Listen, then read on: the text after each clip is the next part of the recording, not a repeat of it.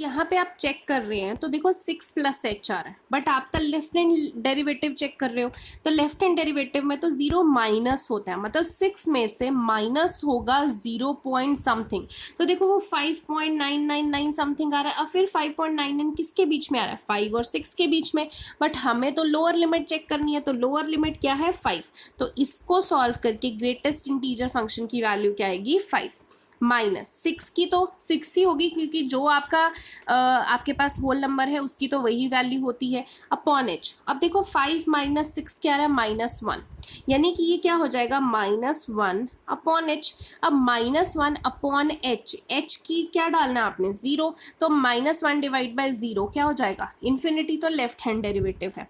अब आपने right hand derivative check करना है, फॉर्मूला तो वही है a plus H minus F of A upon H, बस राइट हैंड डेरिवेटिव में limit h approaches to 0 positive लग जाएगी। अब 0 पॉजिटिव है तो x की a की जगह तो 6 प्लस एच, यहाँ पे 6 plus H upon H.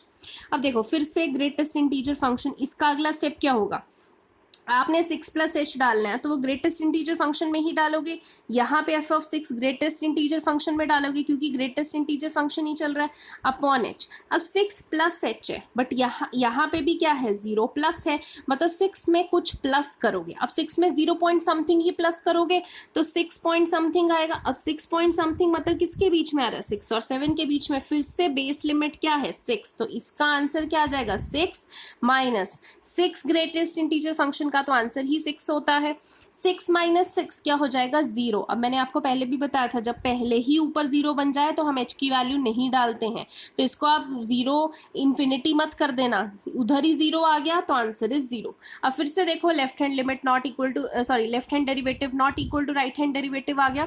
So as these conditions are not satisfied therefore Rolle's theorem is not applicable on greatest integer function. हम वैसे भी देखते हैं कि रोल्स जो ग्रेटेस्ट इंटीजर फंक्शन है वो कंटिन्यूस एंड डिफरेंशिएबल नहीं होते हैं, ठीक है, तो उस पर ये नहीं लगेगी। ओके, सो इस तरीके से हमने चेक करनी है। क्वेश्चन नंबर 3 देखते हैं। क्वेश्चन नंबर 3 में आपको बोला है इफ द फंक्शन जो कि -5 क्लोज्ड इंटरवल है इज डिफरेंशिएबल फंक्शन। अब पहले ही बोल दिया कि ये डिफरेंशिएबल है and F differentiation of x does not vanish anywhere, मतलब एफ डिफरेंशिएशन एक्स वैनिश नहीं होगी, मतलब ये 0 के बराबर नहीं होगी, 0 कभी नहीं हो सकती है। देयरफॉर प्रूफ करना है f of -5 is not equal to f of 5। अब देखो it is given that function is differentiable. अगर कोई फंक्शन डिफरेंशिएबल है तो देखो पहले तो हम कंटिन्यूटी चेक करते हैं ना, अगर डिफरेंशिएबल ही बोल दिया मतलब वो कंटिन्यूस तो था ही था फंक्शन, तो डिफरेंशिएबल है तो that function is a continuous function. अगर वो फंक्शन एक कंटिन्यूस फंक्शन है और वो डिफरेंशिएबल फंक्शन भी है, तो अब इसको हम किससे चेक करेंगे, मीन वैल्यू थ्योरम से कर रहे हैं, ठीक है, जब नहीं बोला हम मीन वैल्यू थ्योरम इसमें लगा रहे हैं। तो अगर वो डिफरेंशिएबल है, कंटिन्यूस है, तो देयर एग्जिस्ट सी एक कांस्टेंट है जो कि बिलोंग कहाँ पे करता है, ए एंड बी को बिलोंग करता है, ए एंड बी इसमें क्या है ये, बट ओपन इंटरवल्स में बिलोंग करता है, यही हम बोलते हैं मीन वैल्यू थ्योरम में, और उसमें भी रोल्स थ्योरम में भी कि सी ओपन इंटरवल को बिलोंग करता है ए कॉमा बी, और ए कॉमा बी कौन से हैं जो यहाँ पे दे रखे हैं, such that mean value theorem क्या कहती है कि एफ डिफरेंशिएशन सी किसके बराबर होता है, F of B minus F of A upon B minus A. तो अब इसी को सॉल्व करेंगे। एफ डिफरेंशिएशन सी का मतलब एफ ऑफ बी की वैल्यू 5 माइनस एफ ऑफ ए की वैल्यू -5 अपॉन बी माइनस ए, यानी कि 5 माइनस ऑफ -5 प्लस 5 हो जाएगा, यानी कि इधर 10 हो गया, 10 इधर क्रॉस मल्टीप्लाई हो गया, 10 F differentiation C is equal to F of 5 minus F of -5। अब आपको दिया हुआ है कि ये F differentiation X does not vanish, मतलब कहने का कि F differentiation X not equal to 0 होता है। तो मैं ये भी तो कह सकती हूँ कि कांस्टेंट अगर मैं सी ले लूंगी यहाँ की जगह तो वो भी नॉट इक्वल टू 0 हो जाएगा। तो सी के साथ साथ इधर मुझे दिख रहा है एफ डिफरेंशिएशन सी के साथ 10 है, तो मल्टीप्लाई करूंगी इसको 10 के साथ तो भी तो वो 0 ही बनने वाला है। अगर ये अकेला नॉट इक्वल टू 0 है तो इसको 10 से मल्टीप्लाई कर दूंगी तब भी तो वो नॉट इक्वल टू 0 रहेगा। मतलब अगर मैं 5 बोलती हूँ कि वो नॉट इक्वल टू 0 है तो 5 इंटू 10 50 कर दूंगी तो भी तो वो नॉट इक्वल टू 0 रहेगा।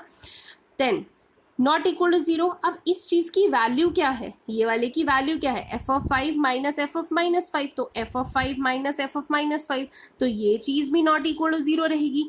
अब ये minus F of minus five right side पे जाके एफ ऑफ माइनस फाइव हो जाएगा, तो क्या आ गया, F of five is not equal to F of minus five.